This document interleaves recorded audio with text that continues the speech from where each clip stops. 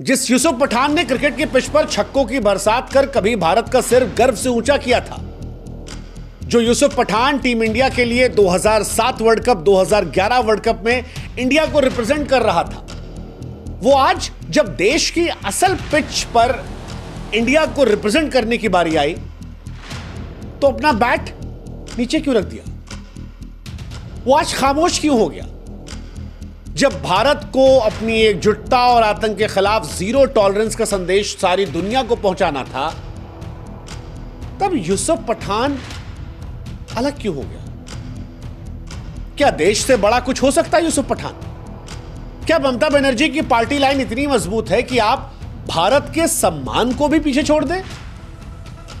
मतलब ये वो देश है जिसने यूसुफ पठान को सब कुछ दिया, नाम दिया, दौलत दिया, शोहरत दिया, इज्जत दिया। स्टेडियम में तालियों की गड़गड़ाहट से लेकर संसद की कुर्सी तक भारत ने सब कुछ सौंपा। लेकिन जब पहली बार असल में देश के लिए कुछ करने का एक बड़ा मौका था तो यूसुफ पठान ने कहा, मैं उपलब्ध नहीं हूं। सवाल हुआ क्यों? तो कहा कि हमारी पार्टी ने कहा है। अरे भाई साहब, कोई क्लब के लिए मीटिंग करने थोड़ी ना जाना था आपको इंडिया को रिप्रेजेंट करना था। ऐसे मौके जीवन में शायद एक आध बार आते हैं। आप सीख सकते थे शिखर धवन से। गब्बर मैदान के अंदर जिस तरह गेंद को हंसते हंसते सीमा रेखा के पार कराते थे, जब बात देश की आई तो किस बेबाकी से शिखर धवन ने भारत के लिए आवाज उठाई। गौतम गंभीर, जिनके साथ आप कोलकाता नाइट राइडर में खेलते थे, जो आपके साथ संसद में रहे, उन्होंने देश की आवाज उठाने के लिए कभी पीछे कदम नहीं हटाए। और यूसुफ, आपने दूसरी बार डिसअपॉइंट कर दिया। हालांकि हम चाहते हैं कि आप भी हमारी एक मदद करें, हमारे व्हाट्सएप चैनल से जुड़ें। लिंक हमने डिस्क्रिप्शन में और कमेंट सेक्शन में पिन कर रखा है। आप जुड़ेंगे तो इससे हमारी ताकत बढ़ेगी और आप तक जल्दी हमारे वीडियोस पहुंचेंगे। इससे पहले भी मुर्शिदाबाद में जब हिंदुओं पर हमले हो रहे थे, घर जल रहे थे, तब यूसुफ पठान की एक फोटो आई थी जिसमें वो चाय की चुस्की ले रहे थे। और तब भी यह सवाल आया था कि यार, क्या पार्टी लाइन के चक्कर में देश के बारे में यूसुफ पठान ने सोचना छोड़ दिया है? कई बार ऐसा लगता है कि हिंदुस्तान के क्रिकेटर्स, हिंदुस्तान के कलाकारों से ज्यादा बड़ा जिगरा जो है वो पाकिस्तान के लोगों में है। मतलब that is the only thing शायद जो पाकिस्तान से हम थोड़ा बहुत ले सकते हैं। कम से कम उनके दिमाग में क्लैरिटी है यार कि जब बात मुल्क की होगी तब कुछ नहीं सोचना है। शाहिद अफरीदी जैसा निठल्ला आदमी गाड़ी लेके घूम रहा था खाली अपनी जनता को बूस्टअप करने के लिए। वो हार चुके थे। हारी हुई बाजी के बावजूद शाहिद अफरीदी अपने आवाम को कि जोश बढ़ा देंगे, क्योंकि जब एक बड़ा सितारा जनता के बीच में जाता है तो जोश हाई होता है।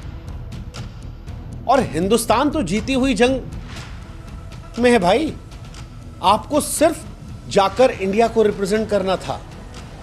शाहिद अफरीदी पाकिस्तान में बैठकर हिंदुस्तान के खिलाफ जहर उगलता है, कश्मीर में बयानबाजी करता है, आतंकवादियों को हीरो साबित करता है। आप तो जायज चीजों की बात करने वाले थे अपने भारत के लिए, जिसने पाकिस्तान के आतंकवादी ठिकानों को नस्तानाबूद करवाया था। आप भारत के सांसद थे। अफरीदी तो चलो वहां कुछ भी नहीं है, सस्ता इमरान खान बनने की कोशिश उसकी है। किस बात का डर था यूसुफ पठान?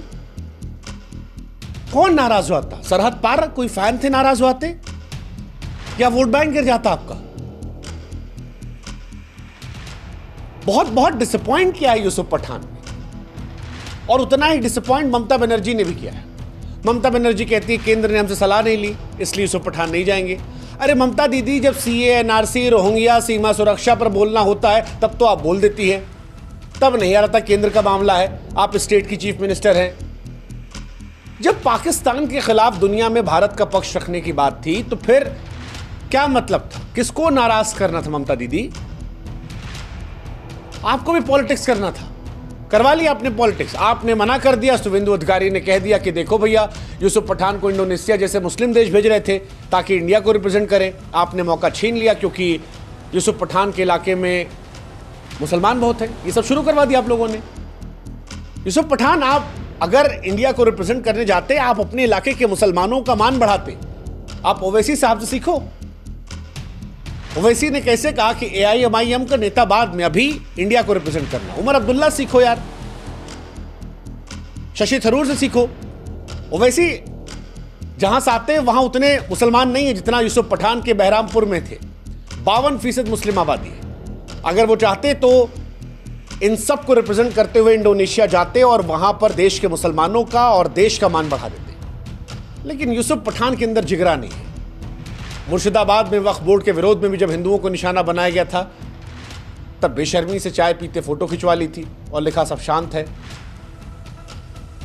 10 किलोमीटर दूर कितना तमाशा हो रहा था, घर जल रहे थे, उन्हें शांति दिख रही थी। और इस बार भी उन्होंने देश को डिसअपॉइंट कर दिया। मैं फिर कह रहा हूं कि यूसुफ पठान को सीखना चाहिए, अभी भी देर नहीं हुई है।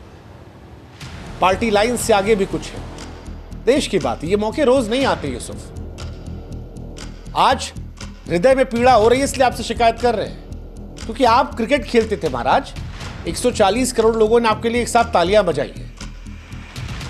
कोई नेता मना कर देता बुरा नहीं लगता, आप मना कर रहे आपके लिए बुरा लग रहा। आप तिरंगा पहनते थे, आप पार्टी के झंडे में एडजस्ट कर ले गए।